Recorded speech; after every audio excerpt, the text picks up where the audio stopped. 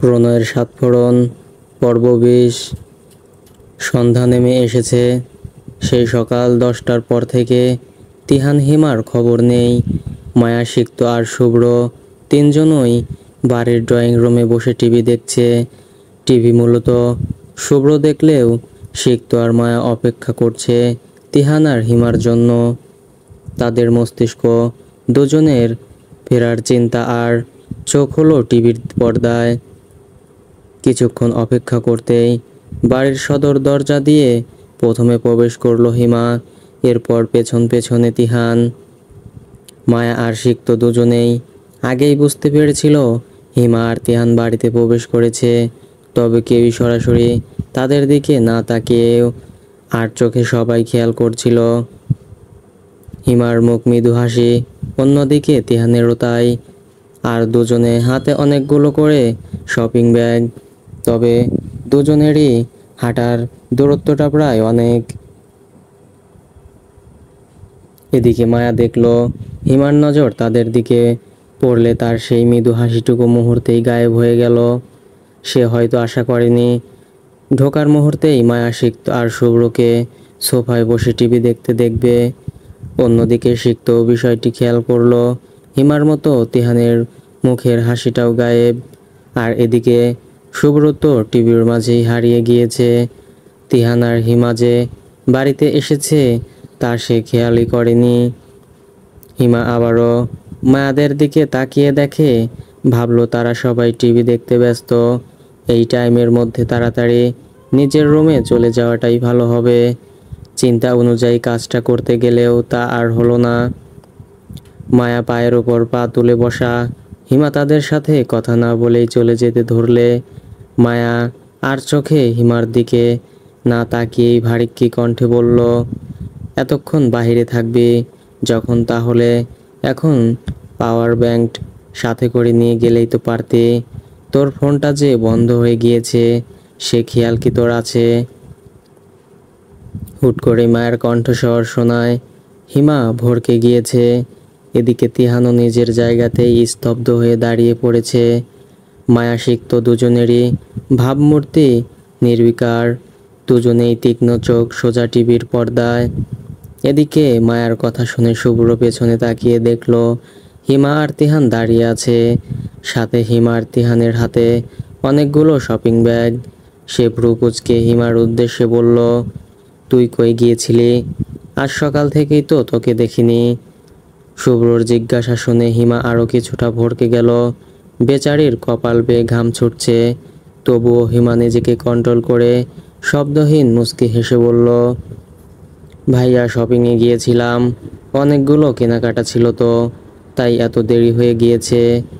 এবার মায়া শটানভাবে বসে থাকা অবস্থায় ঘাড়টা ঘুরিয়ে হিমার দিকে নির্বিকারভাবে তাকিয়ে বলল, তোর চেয়ে বেশি সময় সানায়ার লাগে শপিং করতে, কিন্তু সেই সকাল 10টা থেকে সন্ধ্যা পর্যন্ত পুরো সময়টাই তোর মতো কেউ শপিং করতেই শেষ করে ফেলে। বিষয়টি অদ্ভুত না হিমা? এতক্ষণ মায়ের কথাবার্তার মাঝে তার ভাবমূর্তি দেখে বোঝার উপায় ছিল না যে সে কোন অ্যাঙ্গেলে কথা বলছে, কিন্তু শেষের কথাটুকু বলার সময় তার ঠোঁটে এক বাঁকা হাসি ঝুলতে লাগলো, যেটা দেখার সাথে সাথেই হিমার কলিজার পানি শুকিয়ে যাওয়ার অবস্থা। তবুও সে চুপচাপ বলতে লাগলো, শুধু শপিং না, সকালের দিকে তিহান ভাইয়া শহরের দিকে নিয়ে গিয়েছিল। ইচ্ছে ছিল আব্বুদের কাছে যাব, কিন্তু সামনে জ্যাম থাকায় আর যাওয়া হয়নি। মায়া, আমি না অনেক টায়ার্ড, আমার এখন রুমে গিয়ে রেস্ট নেওয়ার প্রয়োজন। আর একটু পরে আমার রুমে আসিস, তোদের সবার জন্যই গিফট কিনেছি আমি। হিমা হেসে কথাগুলো বললেও মায়া বাঁকা হেসে বলল, হঠাৎ গিফট? আর ঈদ তো শপিং করা হয়েছিল, তাহলে এখন কিসের শপিং করলি? আর তুই ঢাকাতে গিয়ে শপিং না করে হঠাৎ এখানের শপিং কেন করতে গিয়েছিস? মায়া, তুই শুধু শুধু আমাকে এত প্রশ্ন জিজ্ঞেস করছিস, আমি কি তোদের জন্য গিফট কিনতে পারি না? আর সেদিন তো ঈদের শপিং করেছি, কিন্তু আজকেরগুলো তো ভার্সিটির জন্য। কিছুদিন পরেই তো ভার্সিটিতে এক্সাম স্টার্ট হবে, তখন আর এসব করার সময় কই? আচ্ছা তুই থাক, আমি বরং গিয়ে ফ্রেশ হয়ে নিচ্ছি। কথা শেষ করে হিমা আর দেরি করলো না, তাড়াহুড়ো করে তার ব্যাগগুলো নিয়ে রুমে চলে গেল। হিমার চলে যাওয়ার কিছুক্ষণ পরই আবার মায়াও সেখান থেকে উঠে নিজের রুমের উদ্দেশ্যে যেতে লাগলো। অন্যদিকে সিক্ত এসে তিহানের সামনে দাঁড়িয়ে তাচ্ছিল্যের কণ্ঠে বলল, কিরে, আজকাল তুইও দেখছি ঢাকার নামি নামি ব্র্যান্ডের জিনিস ছেড়ে এখানে শপিং করছিস। আমি তো জানতাম তোর তো নাকি দেশের ব্র্যান্ড নিয়েও কাজ হয় না, ইম্পোর্ট করা ইন্টারন্যাশনাল ব্র্যান্ড লাগে। সিক্তর কথায় তিহান চুপ করে কিছুক্ষণ সিক্তর দিকে তাকিয়ে থাকার পর বলল, আমার তেমন ইচ্ছে ছিল না। হিমা বলল ও শপিং করবে, তাই ওর সাথে সাথে আমিও কিছু কিনে নিয়েছি। ভালো লেগেছে তাই নিয়েছি, দ্যাটস ইট। সিক্ত কিছুক্ষণ তিহানের দিকে তাকিয়ে থেকে সেখান থেকে প্রস্থান করলো। এদিকে পুরো সময়টাই শুভ্রর নজর টিভিতে থাকলেও এই পুরো ঘটনাটা কিন্তু তার দফারক থেকে এড়িয়ে গেল না। মায়া নিজের রুমে চলে যেতে গিয়েও আর গেল না। ভাবলো তিহানের সাথে কথা বলা উচিত। এতক্ষণে তিহানও তার রুমে চলে গিয়েছে। মায়া তিহানের রুমের উদ্দেশ্যে এগুতেই তার পাজোড়া আটকে গেল। ইয়াসমিনার রুমের কাছে এসে মায়ার সামনের দিকে না এগিয়ে সেখানেই কিছুক্ষণ আটকে রইল। রুমের ভেতর থেকে ইয়াসমিনার কণ্ঠস্বর শোনা যাচ্ছে। মায়া ধারণা করলো ইয়াসমিনা কারোর সাথে ফোনে কথা বলছে। মায়া অনুভব করলো ইয়াসমিনার কণ্ঠস্বরে ভয় এবং অস্থিরতার আভাস পাওয়া যাচ্ছে। তার কথোপকথন ছিল ঠিক এমনটা, অ্যালবামটা যেখানে রাখতে বলা হয়েছে সেখানে ঠিকঠাক পৌঁছে গিয়েছে। ওটা বক্সের মধ্যে আছে তো? বক্সটার কোনো ক্ষতি হয়নি তো? যাক বাঁচা গেল। ওটা কারো হাতে পড়লেই সর্বনাশ। একে একে আমি সব হারিয়েছি, নতুন করে আর কাউকে হারাতে চাই না। এরপর মায়া কোনো কিছু শুনতে পেল না, হয়তো ফোনটা কেটে দিয়েছে। মায়ার একদম নির্বিকার, তার মাঝে কোনো অনুভূতির প্রকাশ ঘটছে না। এমনকি তার মনের মধ্যে কিংবা মাথায় কি চলছে সেটাও তার থেকে দেখে বোঝার উপায় নেই। তবে এই মুহূর্তে মায়া আর তিহানের সাথে দেখা করতে গেল না, সোজা নিজের রুমে চলে গেল। মায়ারা চৌধুরী বাড়ি থেকে ফিরেছে 2 মাসও হয়নি। এই পুরো সময়টাতেও হয়েছে সম্পর্কের নানা পরিবর্তন। নতুন পুরনো সব সম্পর্ক হয়েছে আরও গাঢ়। চৌধুরী বাড়ি থেকে ফেরার 2 দিনও হয়নি প্রত্যেকের ভার্সিটির এক্সাম স্টার্ট হয়ে গিয়েছে। একদম না খেয়ে দে সবাই নেমে পড়েছিল পরীক্ষা নামক প্যারাময় যুদ্ধ। তারপর সেই পরীক্ষা শেষ হয়েছে প্রায় 1.5 সপ্তাহ হলো। এদিকে কোনো মতে এক্সাম শেষ করেই তিহান চলে গিয়েছে বিদেশে ট্যুর দিতে। আর তিহানের অনেক দিনের স্বভাব, পরীক্ষা শেষ তার মন আর নিত্যদিনের কাজে বসে না। ঘুরোঘুরি না করলে বেচারার মাথা নাকি পুরো হ্যাং হয়ে যায়। অন্যদিকে সানায়া প্রায় 3 দিন হলো তার বাড়িতে চলে গিয়েছে। ঈদের সময় যখন গেল তখন আর থাকা হয়নি, এই জন্য তার বাবা মাকেও যাওয়ার জন্য প্রেশার দিচ্ছিল। সানার সাথে এবার অবশ্য হিমা আর যায়নি। কিছুদিন ধরেই সে অদ্ভুত কিছু সমস্যায় পড়েছে। কোনো কিছুই আর তার ভালো লাগে না। মাঝে মধ্যেই শান্তশিষ্ট মেয়েটার মেজাজ খিটখিটে হয়ে যায়, আর মাঝে আবার তিহানটাও নেই। এত কিছুটা মন খারাপ। যদিও চৌধুরী বাড়ি থেকে ফেরার পর তাদের হালকা কথোপকথন আর দেখা সাক্ষাৎ হয়েছে, এই আর কি। হিমার ধারণা তার এই অসুস্থতা তিহানার আশেপাশে নেই তাই। আবার এদিকে শুভ্র, মায়া আর সিক্ত 3 জনের জীবনে তেমন কোনো পরিবর্তন আসেনি। তারা সেই আগের মতোই, তবে সম্পর্কটা একটু জোরালো হয়েছে। বিশেষ করে শুভ্র আর সিক্তর দুজনেই জুনিয়র সিনিয়র হলেও এখন তারা অনেকটা ক্লোজ ফ্রেন্ডের মতো মেলামেশা করে।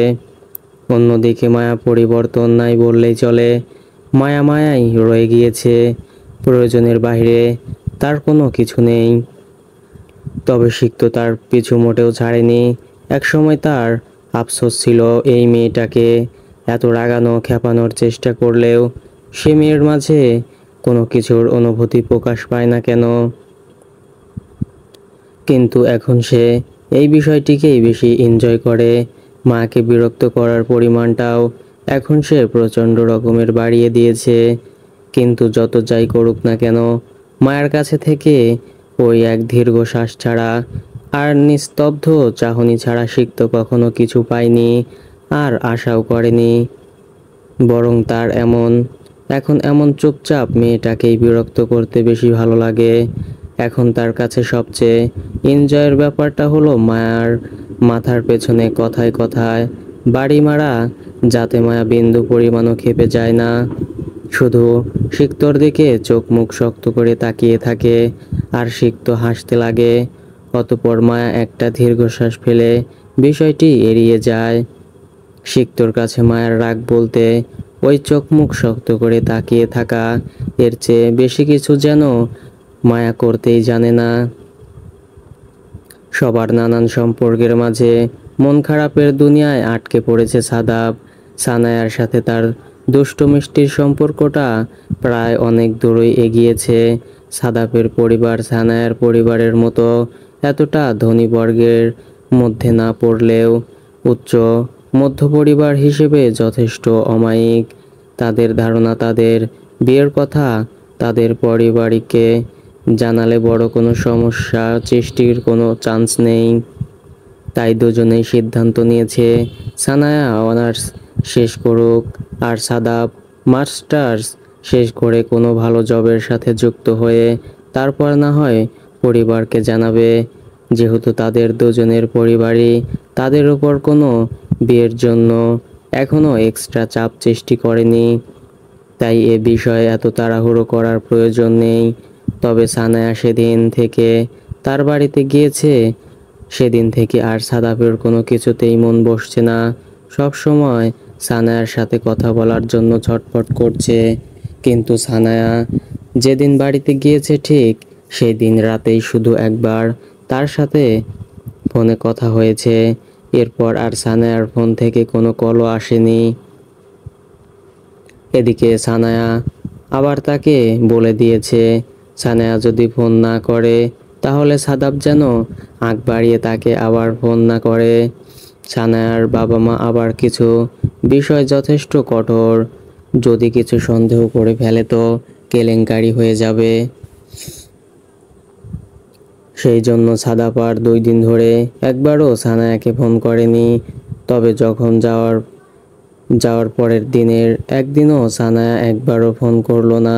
তখন বাধ্য হয়ে কাল বিকেল থেকে সানায়াকে কয়েকবার ফোন করেছে সাদাব, কিন্তু রাত 10টা পর্যন্ত ফোন রিং হওয়ার পর কেউ না ধরলেও এরপর যতবার সাদাব ফোন করেছে তো ফোন সুইচ অফ দেখিয়েছে। আর এখন বাজে দুপুর 1টা। ভার্সিটির লাঞ্চ ব্রেক টাইমে বসে বসে যতবারই সানায়ার ফোনে ফোন দিয়েছে তো ততবারই ফোন বন্ধ। প্রথমে বিষয়টি সাদাবের কাছে প্রচণ্ড বিরক্তিকর লাগলেও পরে না চাইতেও সে বিষয়টি নিয়ে প্রচণ্ড ঘাবড়ে যাচ্ছে। সানায়া তার বাবা মায়ের সাথেই আছে জানার পরেও সাদাবের মনে অজানা এক ভয় কাজ করছে। সব সময় শুধু এটা মনে হচ্ছে সানায়া হয়তো ঠিক নেই। সাদাব সহ মোটামুটি সবাই, সিক্ত, মায়া, শুভ্র আর রিমা, এই 5 জন মিলে ক্যাম্পাসের মাঝে বসে ঘাসের উপর গোল হয়ে বসে রয়েছে।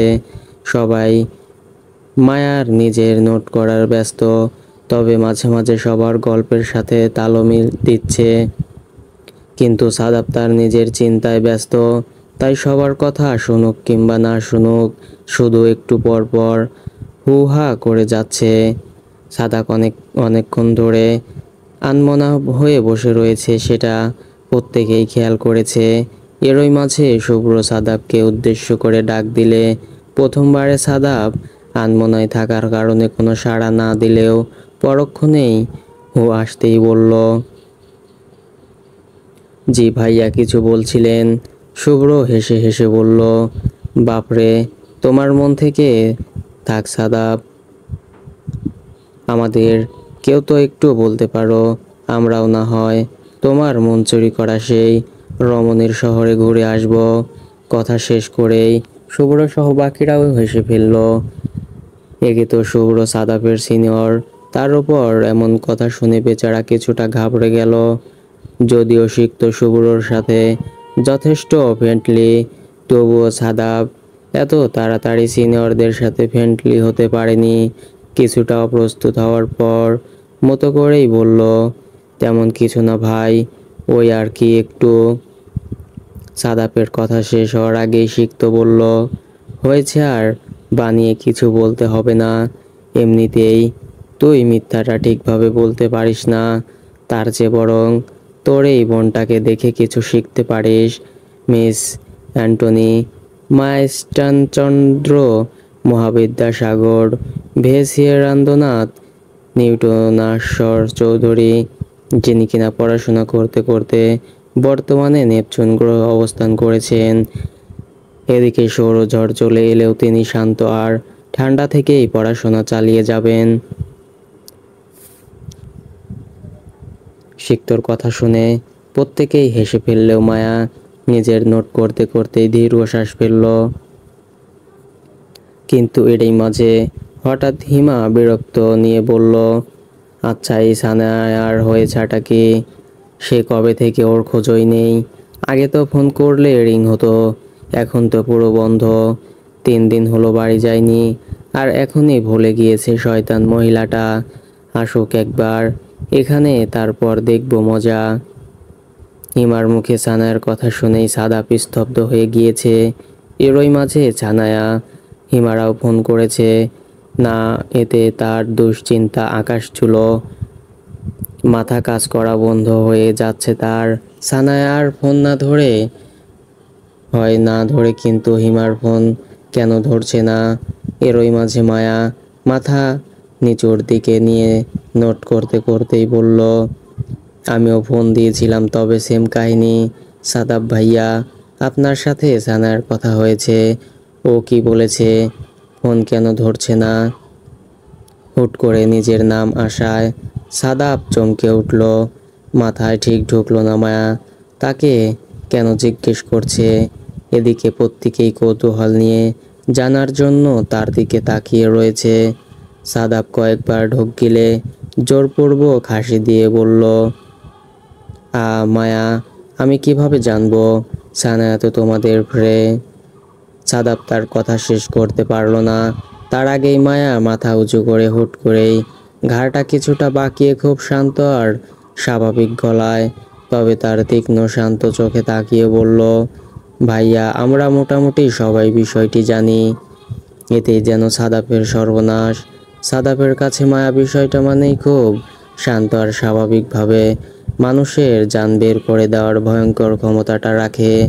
তবুও সাদাপ আমতা আমতা করে বলল, মায়া, তুমি কোন বিষয়ের?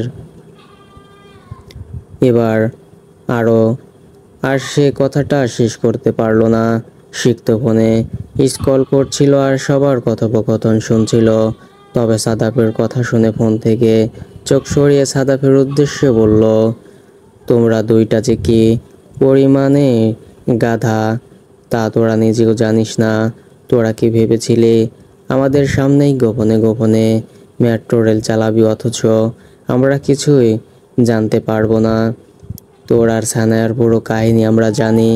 সাদাব বিস্ময়করভাবে প্রত্যেককে দেখতে লাগলে সিক্ত বলল, এভাবে গাদার মতো আমাদের দেখতে হবে না। রাফসান ভাই পর্যন্ত বিষয়টি জানে। এখন এটা বল, সানায়ার কি হয়েছে? ও ফোন ধরে না কেন? সাদাব নিরাশ হয়ে বলল, ও শুধু তোদের ফোন না, বরং আমার ফোনও ধরছে না, এই জন্যই টেনশনে আছি। এরপর সাদাব বাকি ঘটনাটুকু সবাইকে বলল। বিষয়টি শোনার পর প্রত্যেকেই চিন্তায় পড়ে গেল। মায়া চিন্তিত সুরে বলল, সানায়া তো কখনো এমনটা করে না। আমার বিষয়টি কেন যেন ঠিক মনে হচ্ছে না। এরই মাঝে মায়া কয়েকবার সানায়ার ফোনে ট্রাই করতে লাগলো, তবে প্রত্যেকবারই ফোন সুইচ অফ। তারপরে হিমার কে জিজ্ঞেস করলো, তুই আঙ্কেল আন্টিকে ফোন করেছিলি? ওহ না, এটা করতে মনে ছিল না। হিমার কথা শুনে মায়া কিছু বলল না। তবে এবার সানায়ার বাবা মা প্রত্যেকেই ফোন দিতে লাগলো। প্রথমে সানায়ার মায়ের নম্বরে ফোন দিলে রিং হলো, তবে তিনি ফোন ধরলো না। এরপর সানায়ার বাবার নম্বরে কয়েকবার ফোন দেওয়ার পরেও ফোন না ধরলেও চতুর্থবারে গিয়ে তিনি ফোন ধরলেন। তবে তিনি বাড়ির বাইরে আছেন আর ব্যস্ততা দেখিয়ে বেশি কথা বললেন না। তবে সানায়ার কথা জিজ্ঞেস করলে বললেন সে ভালো আছে, তবে তার ফোনের বিষয়ে সে কিছু জানে না। ফোন লাউড স্পিকারে ছিল বিধায় প্রত্যেকেই মায়া আর সানায়ার বাবার কথোপকথন শুনতে পেল। তবে প্রত্যেকের মনেই একটা খচখচানি থেকে গেল। মায়া থামলো না। কিছুক্ষণ ভাবার পরও সানায়াদের বাড়ির ল্যান্ডলাইন নম্বরে ফোন করলে বাড়ির একজন কর্মচারী ফোন তুলল। মায়া কিছুক্ষণ তার সাথে কথা বলার পর কিছুক্ষণের মাঝেই হঠাৎ তার কাছ থেকে ফোন ছিনিয়ে কেউ কান্নারত আওয়াজে কথা বলতে লাগলো। মায়া, মায়া বাঁচা আমাকে, আমাকে বাঁচা তুই। হঠাৎ সানায়ার কণ্ঠ শুনে প্রত্যেকেই প্রচণ্ড অবাক। তার উপর সানায়া এমন কান্নারত অবস্থায় এমন কথাবার্তা বলছে, সবার মাঝে এক অস্থিরতা কাজ করছে। মায়া হাতের ইশারায় কাউকে কিছু বলতে না দিয়েই সে নিজে শান্ত হয়ে বলল, সানায়া কান্না না করে কি হয়েছে তা তাড়াতাড়ি বল। মায়া, আমার মায়া, এদিকে কেউ আসছে, আমি তোর সাথে পরে কথা বলবো। আমি রাতে ফোনের ব্যবস্থা করে ফোন দেব, তুই প্লিজ। আমি রাখলাম। এর চেয়ে বেশি আর কেউ কিছুই শুনতে পেল না। সানায়ার কথা অগোছালো থাকলেও সে ঠিক নেই, এটা সবার কাছে পরিষ্কার। এখন প্যানিকটা না করে রাতের জন্য অপেক্ষা করাটাই বেটার। রাত 12:30, সিক্তদের বাসার ড্রয়িং রুমে 5 জনের সোফায় গোল হয়ে বসে রয়েছে। প্রত্যেকের নজর তাদের মাঝে রাখা টি টেবিলের উপর রাখা মায়ার ফোনের দিকে। সেই রাত 9টা থেকে একইভাবে প্রত্যেকেই একটি ফোন কলের আশায় বসে রয়েছে। কিন্তু না, সানায়া এখনো ফোন করেনি। সবার মাঝেই নানা দুশ্চিন্তার কাজ করছে। এদিকে সাদাব বারবার না চাইতেও অস্থির হয়ে পড়েছে। এরপর এলো সেই কাঙ্ক্ষিত মুহূর্ত। রাত যখন 12:36, তখন হঠাৎ মায়ের ফোনে একটা আননোন নাম্বার থেকে ফোন কল এলো। বর্তমানে প্রত্যেকের মাঝে উত্তেজনা কাজ করছে। তবে মায়া আর দেরি করলো না। ফোনটা রিসিভ করে লাউড স্পিকারে দিয়ে বলল, হ্যালো সানায়া। সানায়া, তুই শুনতে পারছিস? কেউ কোনো কথা বলল না ঠিকই, তবে কারো ডুকরে কান্না করার আওয়াজ ভেসে এলো। কারো আর বুঝতে বাকি রইল না কান্নাটা সানায়ারই করছে। মায়া কোনো রিয়াক্ট করলো না। খুব শান্ত আর স্বাভাবিকভাবে সানায়াকে বলল, দেখ সানায়া, আমরা যদি ভুল না হয় তাহলে ফোনটা তুই লুকিয়ে করেছিস। তাই বেশি দেরি না করে আসল কথাটা বল, না হলে দেরি হয়ে গেলে কিন্তু কেউ চলে আসবে। মায়ের কথা শুনে সানায়া নিজের কান্না থামিয়ে দিল, তবে ফুপিয়ে ফুপিয়ে বলতে লাগলো, মায়া, বাবা মা আমার বিয়ে ঠিক করেছে, ওরা আমায় জোর করে বিয়ে দিতে চায়। এটুকু বলেই সানায়া আবারও কাঁদতে লাগলো। এদিকে সানায়ার কথা শুনে তো প্রত্যেকেই হতবাক। মায়ের বাবা মা সানায়াকে জোর করে বিয়ে দিচ্ছে, এটা যেন তাদের কাজ অবিশ্বাস্য না। আর সাদাব তো কি বলবে তা বুঝতেই পারছে। সে বর্তমানে হতজ্ঞান শূন্য হয়ে বসে রয়েছে। মায়া একবার সাদাবকে দেখে বলল, আঙ্কেল আন্টি তোকে কিছু করেনি তো? তুই ঠিক আছিস তো? সানায়া কোনো রকমে কান্না থামিয়ে বলল, ওরা আমায় প্রচুর মেরেছে, আমাকে এখানে আসতেই বলেছে বিয়ের জন্য। আমি এখন বিয়ে করব না বলায় প্রথমে বুঝিয়েছে, তারপর যখন আমি রাজি হইনি, জেদ করেছি, ঢাকায় ফিরে যেতে চেয়েছি, তখন আমাকে অনেক মেরেছে মায়া।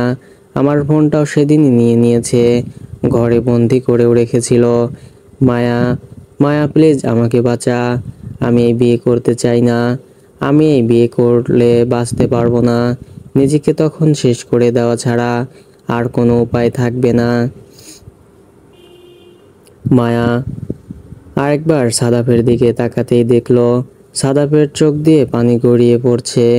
বাকি সবার দিকে তাকিয়ে দেখলো তারা নিস্তব্ধ, চোখে পানি ছলছল করছে। তবে মায়া একদম স্বাভাবিক। সে এই মুহূর্তে বাকি সবার চাইলেও হতে পারবে না। এতে সানায়াকে সাপোর্ট দেওয়া যাবে না, উল্টো ও আরো ভেঙে পড়বে। মায়া স্বাভাবিক কণ্ঠে বলল, নিজেকে শেষ করে দেওয়াই কোনো সমাধান না। যাই হোক, তুই কার ফোনে কল করেছিস? আর তখন যে সার্ভেন্ট ফোন ধরেছিল সে আঙ্কেল আন্টিকে কিছু বলেনি?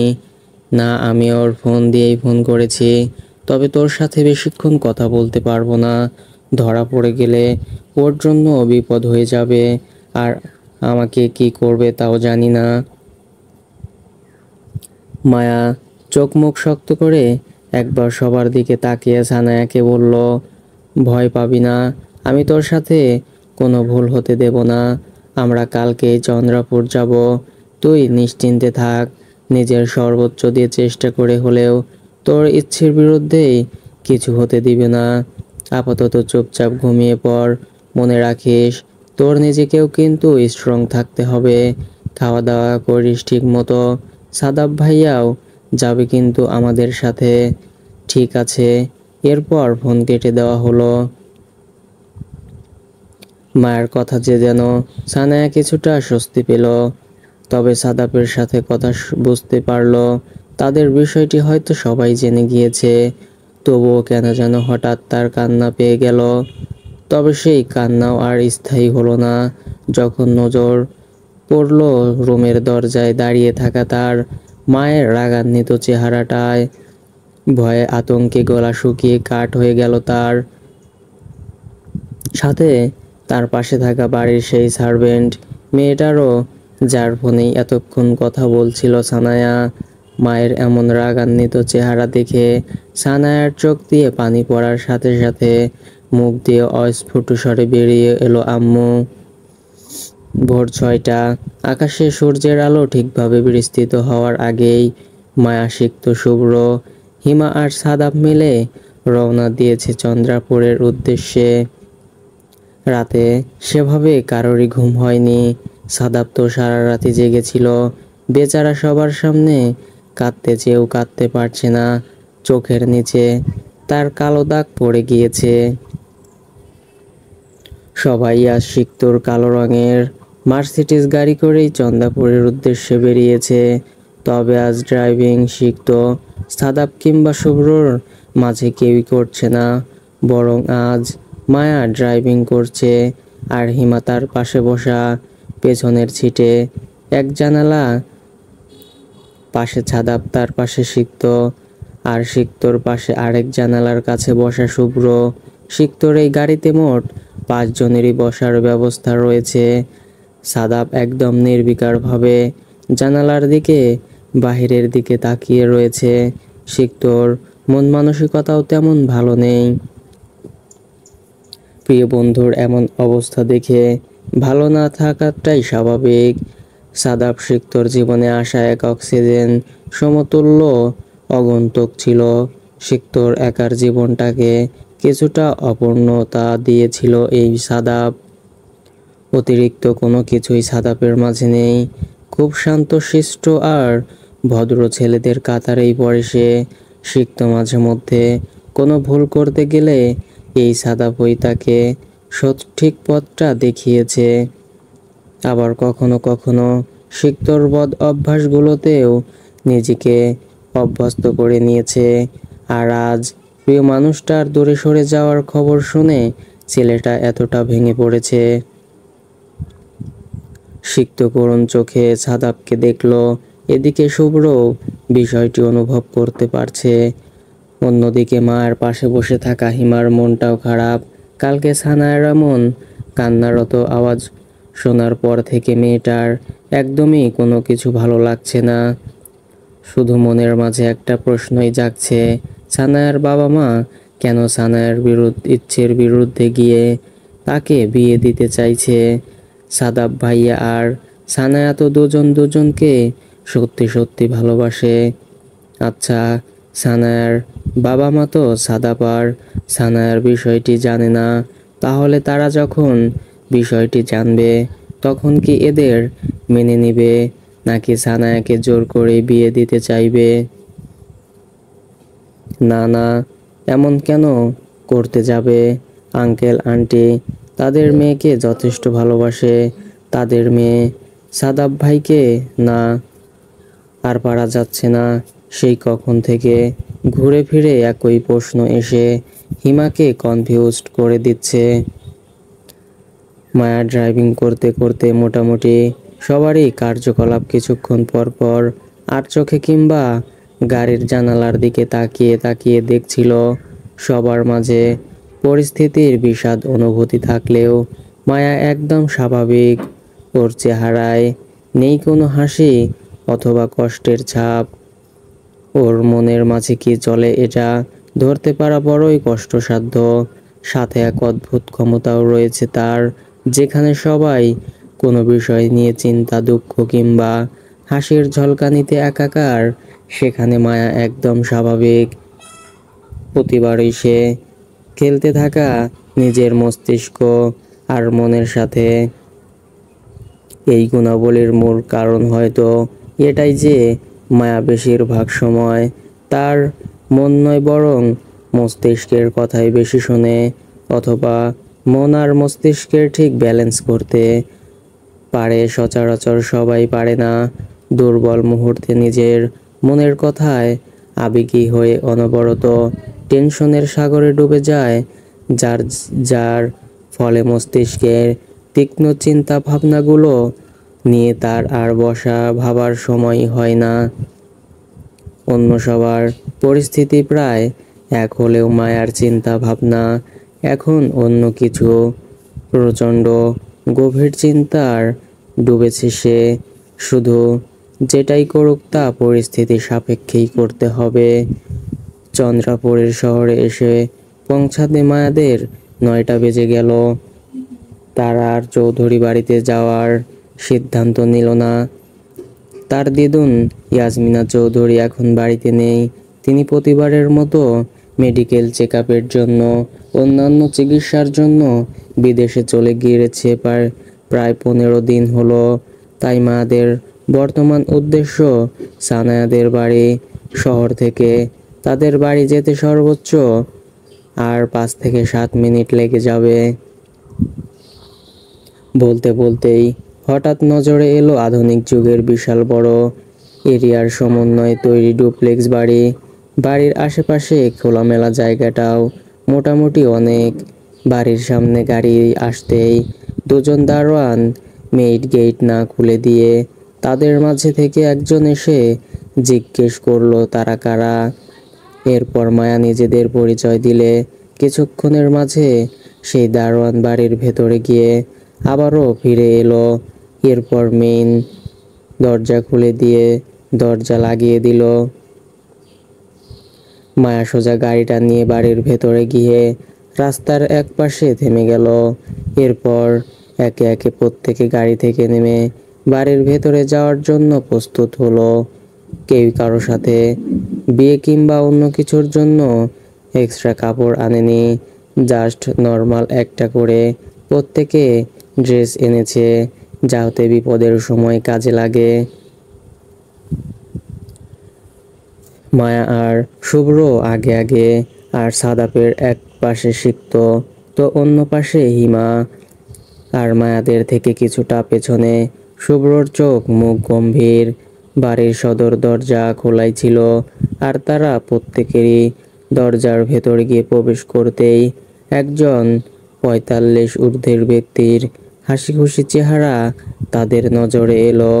পরনে ট্রাউজার আর অ্যাশ কালারের পাঞ্জাবি, মাথায় আলকাতরা, হালকা পাতলা কয়েকটা একগোছা সাদা কালো চুল, শারীরিক গঠন আজকালকার মোটা মোটা পেট মোটা লোকদের মতোই। প্রত্যেকেরই তীক্ষ্ণ চোখ এই লোকটার হাসি খুশি মুখটার দিকে। তবে সাথে সাথে তারা আরেকটা বিষয় লক্ষ্য করলো, বাড়ি ভর্তি বিয়ের আয়োজন করা লোকজন সবাই সবার কাজে ব্যস্ত। পুরো বাড়ি বিয়ে বাড়ি সাজানোর জিনিসপত্র দিয়ে এলোমেলো হয়ে রয়েছে। এসব দেখে প্রত্যেকে যা বোঝার তা বুঝে গেল। সাথে সাথে প্রত্যেকের মুখই হয়ে উঠল গম্ভীর। তবে মায়া লোকটির উদ্দেশ্যে সালাম দিতেই লোকটি সালামের উত্তর দিয়ে দুহাত বিস্তৃত করে মুখে বিস্তৃত এক হাসি ঝুলিয়ে বলল, এসো এসো, তোমরা যে আসবে তা তো বলনি। তার কথার কোনো উত্তর না দিয়ে মায়া সোজা সাপটা স্পষ্টভাবে বলল, সানায়া কোথায় আঙ্কেল? মায়ার চোখে মুখে নির্বিকার ভাবসাব। মায়ার কথা শুনে লোকটি হাসলো, এরপর বলতে লাগলো, এত জার্নি করে এসেছো আর এসেই বান্ধবীর খোঁজ, আমাদের তো একটু খোঁজ খবর নিতেই পারো। লোকটির কথাগুলো কারো গম্ভীর্যতাকে কমাতে পারল না। মায়া আবারও সোজা সাপটা ভাবে বলল, সানায়াকে জোর করে কেন বিয়ে দিচ্ছেন আঙ্কেল? মায়ের কথায় লোকটির মাঝে কোনো আলাদা অনুভূতির সৃষ্টি হলো না। সে নির্বিকারভাবে হেসে হেসে বলল, মেয়ে বড় হয়েছে, বিয়ের বয়স হয়েছে, ভালো পাত্রের সন্ধান মিলেছে, আর কি লাগে? কেন তোমরা চাও না তোমাদের বান্ধবীর বিয়ে খেতে? এবার শুভ্র বলল, বিয়ে খেতে তো আমরা সবাই চাই, কিন্তু আপনি তো মনে হয় তা চাননি। মেয়ের বিয়ে দিচ্ছেন অথচ তার ছোটবেলার সঙ্গীদেরই বিয়ের খবর জানাননি। সেখানে আমরা তো আরো দূরের বিষয়। হঠাৎ গাম্ভীর্য আর তাচ্ছিল্যের ঘেরা কণ্ঠস্বর শুনে সিনহা খান শুভ্রর দিকে তাকালো। হঠাৎ এমন বলিষ্ঠ দেহের অধিকারী সুদর্শন ছেলেকে দেখে তিনি বললেন, তোমাকে আগে কোথাও দেখেছি নাকি? তোমার কেন যেন এমনটা মনে হচ্ছে। তুমি কি সানায়ার ফ্রেন্ড? ফ্রেন্ড কম, ভাই বেশি। আমি শুভ্র, রাফসান চৌধুরী শুভ্র। শুভ্রর গম্ভীরতার সাথে বলা কথাগুলো শুনে হঠাৎ সিনহার হাসি খুশি চেহারাটা থমকে গেল। থমথমে আওয়াজে বলল, তুমি শেহরাব চৌধুরীর ছেলে না? জি। তোমার বাবা মা সহ তো সবাই দেশের বাইরে চলে গিয়েছিলে, হঠাৎ কোথা থেকে উদয় হলে? না মানে এতদিন কই ছিলে? কোনো খবর তো পাইনি তোমাদের। আপনি আমাদের খবরও নিয়েছিলেন নাকি? শুভ্রর এক ভ্রু উঁচিয়ে তীক্ষ্ণ কথাগুলো শুনে লোকটি বলল, নেব না কেন? তোমার বাবার সাথে তো আমার ভালো সম্পর্কই ছিল। শুভ্র তাচ্ছিল্যের সুরে হাসল। লোকটি আবার বলল, বলতে না তো। এতদিন কোথায় ছিলে? তোমার বাবা মাই বা কোথায়? আমি এতদিন দেশেই ছিলাম, তবে বাবা মা এখনো বিদেশে। তবে বিদেশে কোথায় কিংবা কোন জায়গায় এটা আপাতত আপনার না জানলেও চলবে। শুভ্রর কথা শুনে লোকটি এবার তাচ্ছিল্যের সাথে হেসে সাথে সাথে মুখ গম্ভীর করে ফেলল আর বলল, জার্নি করে যেহেতু এসেছো তাই এখন রুমে গিয়ে রেস্ট করো, সময় হলে সানায়ার সাথে দেখা করতে পারবে। এই কথা বলে তিনি যেতে ধরলে মায়া বলল, কথা প্রথমে আপনার সাথে আছে আঙ্কেল। লোকটি ভ্রু কুঁচকে বলল, কি বলতে চাও? এখানেই বলবো, খানবাড়ি বলে কথা। আমাদের কথাবার্তা যদি অন্য কেউ শুনে ফেলে তাহলে হয়তো আপনার মান সম্মানও লাগতে পারে। মায়া স্বাভাবিক চেহারায় এমন বাঁকা কথা লোকটার পছন্দ হলো না, তবুও বলল, তাহলে রুমে চলো, যা বলার ওখানেই বলবে। মায়া সহ সবাই সিনহা খানের কথায় সম্মতি দিল। বিশাল বড় এক গেস্ট রুম। রুমের সোফায় গোল হয়ে বসে রয়েছে সিনহা খান থেকে শুরু করে বাকি 5 জন। টি টেবিলের নানা রকমের হালকা খাবার দিয়ে সাজানো। সবাই সিনহা খানের দিকে তীক্ষ্ণ চোখে তাকিয়ে। পরিবেশ একদম থমথমে। যা দেখে সিনহা খান নিজেই বললেন, কি হলো, কেউ কিছু নিচ্ছ না যে? তার কথা শুনে কারো মাঝে হেলদোল হলো না। সবাই নির্বিকারভাবে বসে রয়েছে। তিনি আবার বলল, তাহলে বলো, কি কথা আছে তোমাদের আমার সাথে? মায়া এবার বলল, সানায়ার অনুমতি ছাড়া ওকে বিয়ে কেন দিচ্ছেন? আপনারা তো ফিনান্সিয়ালভাবে যথেষ্টভাবে আছেন। তাহলে তোমার কি মনে হয় আমি আমার মেয়েকে বিয়ে দিয়ে আমার টাকা বাঁচাতে চেয়েছি? মায়া নির্বিকারভাবে উত্তর দিল, এমনটা যদি না হয় তাহলে ওকে এত তাড়াতাড়ি জোর করে বিয়ে কেন দিচ্ছেন? সিনহা ভেবেছিল মায়া তার কথা শুনে কিছুটা হলেও থমকাবে, কিন্তু এই মেয়ের এমন নির্বিকারভাবে কথা বলা তাকে অনেক কিছুই ভাবাচ্ছে। আমরা যদি বান্ধবীর বিয়েতে থাকতে চাও তো ভালো কথা, না হলে তোমরা যেতে পারো। এমনি এমনি যাওয়ার জন্য তো এত দূর থেকে আসেনি। আপনি আমাদের প্রশ্নের ঠিকঠাক উত্তর দিন, তারপর না হয় যাওয়া আসার চিন্তা করব। চেহারার কোনো পরিবর্তন নেই, না রাগ না ক্ষোভ, গলার কণ্ঠস্বরও স্বাভাবিক, অথচ মায়ার কথাগুলো কেমন তীরের মতো বিঁধছে সিনহার কাছে। এই মেয়ে তো এমন ছিল না, হঠাৎ এত পরিবর্তন কোথা থেকে এলো? এমন ভাবনার মাঝেই মুখে তেজ নিয়ে বলল, তোমার লেম প্রশ্নের উত্তর আমি আগেই দিয়েছি সঠিক সময়, তাই আর দেরি করতে চাই না। এইবার মায়া এমন একটা কথা বলল যা সিনহার কাছে বিস্ফোরণের মতো ঠেকল। যদি বলি আপনার মেয়ে অন্য কাউকে ভালোবাসে, তাহলেও কি জোর করে বিয়ে দিবেন? মায়ের কথা শুনে সিনহা বিস্মিত সুরে বলল, কি বলতে চাইছো? যা শুনেছেন তাই। সিনহা একবার প্রত্যেককে কয়েকবার করে দেখে এক দীর্ঘশ্বাস ফেলে বলল, যদি ছেলে পছন্দ হয় তবে অবশ্যই ভেবে দেখব। কথা শুনে মোটামুটি সবার মনেই আশা জাগলো, কিন্তু সাদাপের মনে ঢুকলো এক বিশাল ভয়। সে ভেবেই নিল এই জন্মে আর সানায়াকে তার পাওয়া হবে না। এতক্ষণ ধরে চুপচাপ বসে থাকা ছেলেটার মুখে ঝুলতে লাগলো নিজের ভাগ্যের উপর এক তাচ্ছিল্যের হাসি। অন্যদিকে মায়ার মাঝেও কোনো পরিবর্তন নেই। সে হয়তো সিনহার আগাম প্রতিক্রিয়া সম্পর্কে অবগত হচ্ছে। এরই মাঝে সিনহা আবারও বলল, সেই ছেলেটা কে? মায়া উত্তর দিতে দেরি করলো না, ফটাফট বলে ফেলল, সাদাব ভাইয়া। সিনহা ভ্রু কুঁচকে বলল, এই সাদাবটাকে? আমাদের ভার্সিটিতে ফিজিক্স ডিপার্টমেন্টের থার্ড ইয়ারে পড়ে। সিনহা একটু চুপ করে বসে রইল, এরপর বলল, ছবি কিংবা পারিবারিক অন্য ইনফরমেশন সে আপনার সামনেই আছে, জিজ্ঞেস করে নিন। এতেই যেন সাদাপের গলা শুকিয়ে কাঠ হয়ে গেল। জীবনে যে কখনো এই পরিস্থিতিতে নিজেকে দেখতে হবে তা হয়তো কল্পনাও করেনি। এদিকে সিনহা ভ্রু কুঁচকে তার সামনে বসে থাকা তিনজনের দিকে তাকিয়ে আবার মায়ার দিকে তাকালো।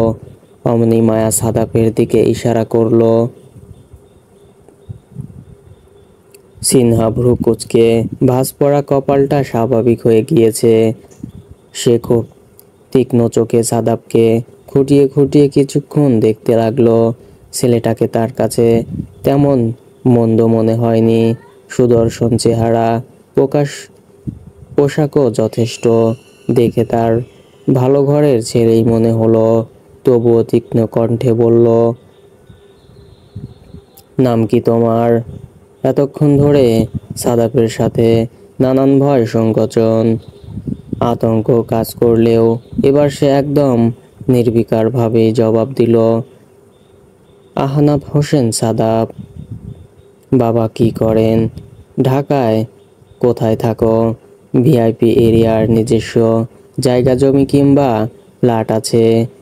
সিনহার এমন কথা শুনে সাদাপ আর মায়াবাদে প্রত্যেকেরই হতবাক। এই সব কেমন প্রশ্ন?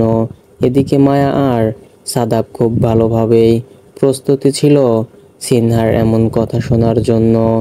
সাদাব জানতো কোনো খান পরিবারের মেয়েকে নিশ্চয়ই তার বাবা তার সাথে সারা জীবন থাকার জন্য দেবে না। অন্যদিকে বাবার বন্ধু সিনহাকেও যথেষ্ট চেনে মায়া। এরা হলো সারা জীবন বিজনেস করে খেটে খাওয়া মানুষ। পরিবার হোক কিংবা নিজের মেয়ের ভবিষ্যৎ, সব কিছুতেই তাদের বিজনেসের মতো হিসাব করতে হবে। সাদাব কিছু বলছে না দেখে সিনহা আবার বলল, কি কিছু বলছো না যে? সাদাব মুচকি হেসে স্বাভাবিকভাবে বলতে লাগলো, আমার বাড়ি রংপুর। বাবা হাই স্কুলের টিচার ছিল, রিটায়ার করেছেন অনেক বছর হলো।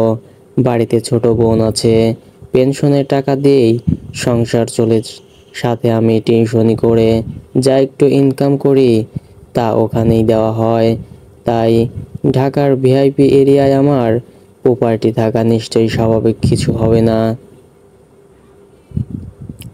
সাদাপের কথা শুনে সিনহা খুব বেশি রিয়েক্ট করবে এটাই ভেবেছিল সবাই, কিন্তু এমনটা হলো না। সিনহা কিছুক্ষণ একইভাবে সাদাবকে দেখার পর সিক্তর দিকে তাকিয়ে তার উদ্দেশ্যে বলল, তোমার নাম কি? এই কথা শুনে সিক্ত মায়া দুজনেই কিছুটা ভ্রু কুঁচকালো। তবে সিক্ত ছোট করে উত্তর দিল, সিক্ত, কিসে পড়ো তুমি? ফিজিক্স ডিপার্টমেন্টে, থার্ড ইয়ারে। সাদাপের ভার্সিটিতেই। জি। সিক্ত প্রত্যেকটা উত্তর ভ্রু কুঁচকে দিল। তার মনে হলো সিনহা খান হয়তো সাদাপের বিষয়ে তাকে কিছু জিজ্ঞেস করবে, কিন্তু এমন কিছুই হলো না। বরল সিনহা তাকে বলল, বাবা কি করেন? আমার বাবা মানেই। সিনহা তার তাচ্ছিল্যের সুরে হাসল, তোমার এই বন্ধুর তো পেনশন থাকা বাবা, সাথে মা আর বোনও আছে। তা তুমি কি রাস্তায় থাকো? কিন্তু তোমাদের পোশাক পোষণেশ দেখে তো এমন কিছুই মনে হয় না। সিক্ত সহ প্রত্যেকেরই মেজাজ খারাপ হলো। তবে হিমা অবাক হয়ে সানায়ার বাবার এমন কথাবার্তা শুনে, এগুলো কেমন লেম কথাবার্তার ধরন। সিক্ত এবার চেয়াল শক্ত করে বলল, না, আমার বাবার বিজনেস সহ সব প্রপার্টি আমার নামেই রয়েছে, তাই রাস্তায় থাকতে হয় না। বরং আপনার এই সো কল্ড ভিআইপি এরিয়াতেই থাকতে হয়। সিক্তর চোয়াল শক্ত করে কথাগুলো শুনে সিনহা হাসলো আর বলল, ভালো ভালো, তো এখন বলো, সানায়াকে তুমি বিয়ে করবে? আমার মেয়েকে পছন্দ হয়েছে, কিন্তু তোমার বন্ধুকে নয়। সিনহার এমন কথা শুনে যেন মায়াসহ প্রত্যেকেই আশ্চর্যের সর্বোচ্চ সীমায় পৌঁছে গিয়েছে। এসব কী ধরনের কথা? সিক্ত সহ প্রত্যেকেরই ভ্রু কুঁচকে কপালে ভাঁজ পড়েছে। এরই মাঝে মায়া বলল, আঙ্কেল, এগুলো কী ধরনের? বাকিটুকু আর মায়া বলতে পারল না। তার আগেই সিনহা বসা থেকে সোজা দাঁড়িয়ে কর্কশ গলায় বলতে লাগলো, এখন বলছো এগুলো কী ধরনের কথাবার্তা? লজ্জা করলো না এরকম একটা থার্ড ক্লাস ছেলেকে আমার মেয়ের জন্য নিয়ে আসতে? সাথে করে এনেছো, ভালো কথা। আমার আমার মেয়ের বিয়ে ভেঙে এই ছেলের সাথে বিয়ে দিতে চাইছো? আমার মেয়ে ছানায়া খান, ও খানবাড়ির মেয়ে হয়ে এই রকম ছেলের সাথে সারা জীবন কাটাবে, যার নিজের কিছু না থাকা সত্ত্বেও খুব সুন্দর হাসতে হাসতে নিজের বেকার জীবনের পরিচয় দিচ্ছে। এবার মায়া একটু ঝাঁঝালো কণ্ঠে বলল, সাদাব ভাই ভুল কি বলছে? ওনার মিস্টার সিক্তর কিংবা আপনার ঠিক করা মেয়ের জামাইয়ের মতো সম্পদের পাহাড় নেই দেখে আপনি এখন জোর করে নিজের মেয়ের জীবন ধ্বংস করবেন। মায়ের কথা শুনে সিনহা আরও কর্কশ কণ্ঠে বলতে লাগলো, জাস্ট শ্যাট আপ, রাখো তোমার এই সব লেম কথাবার্তা।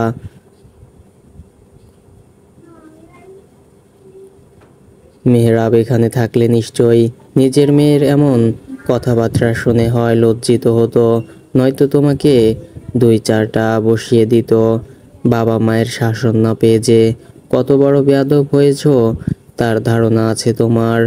মায়া এবার স্বাভাবিক কণ্ঠে বলল, আমার কথাগুলোকে আপনার বেয়াদবি মনে হলে আই এম সরি, তবে নিজের কথাগুলো বলার জন্য নয়, বরং আপনাকে বোঝাতে না পারার জন্য। আমার মনে হয় না আমি একটা কথাও ভুল বলেছি। কয়দিন হলো এই দুনিয়া দেখেছো, ধারণা আছে তোমার এই দিন দুনিয়া সম্পর্কে। তোমার তো মনে হয় না সানায়া তো তোমার ছোটবেলার বান্ধবী ছিল, তাহলে ও যখন এই রাস্কেলটার সাথে সম্পর্ক জড়ালো তখন বাধা দিতে পারোনি। সানায়া সারা জীবন কমফোর্ট জোনের মাঝে থেকেও তুমি কি ভেবেছো এই ছেলেটার সাথে ওকে বিয়ে দিলে ও খুশি থাকবে বাকি জীবন? তাহলে আপনার কি মনে হয় সানায়া অন্য একজনকে ভালোবেসে এখন আপনার পছন্দ করা পাত্রর সাথে বিয়ে করে বাকি জীবনটা সুখে থাকবে? সিনহা বাঁকা হাসলো। পৃথিবীর সব কিছুই আপেক্ষিক, একটা সময় সব ভুলে যাবে, তখন এমনিতেই নিজের সুন্দর ভবিষ্যৎকে মানিয়ে নেবে। তখন আর বিয়ের আগের এইসব ঠুনকো ভালোবাসার কোনো মূল থাকবে না। সিনহার কথার উত্তরে মায়া কিছু বলবে তার আগেই সিনহা আবারও বলতে লাগলো, যথেষ্ট হয়েছে তোমার এইসব কথাবার্তা। আমি পরিষ্কার করে বলে দিচ্ছি, এই ছেলের মাঝে আমি আমার মেয়ে বিয়ে দেব না। যদি এই সিক্ত কিংবা শুভ্রর মাঝে কেউ হতো তো আমি কখনোই মানা করতাম না। আর এর কারণ যদি জানতে চাও তাহলে সেটাও পরিষ্কার করে বলে দিচ্ছি, কারণ একটাই, তাহলে আমি আমার মেয়েকে মিডল ক্লাস ফ্যামিলিতে পাঠাবো না।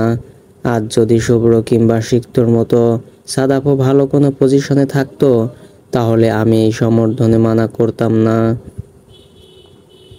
সিনহার এমন বিকৃতি মানসিকতা দেখে প্রত্যেকেই হতভম্ব। সাদাব ধারণা করেছিল তাকে কিছু করা কথা শুনতে হবে, কিন্তু তাই বলে এমন কথাও কেউ কাউকে সরাসরি বলতে পারে।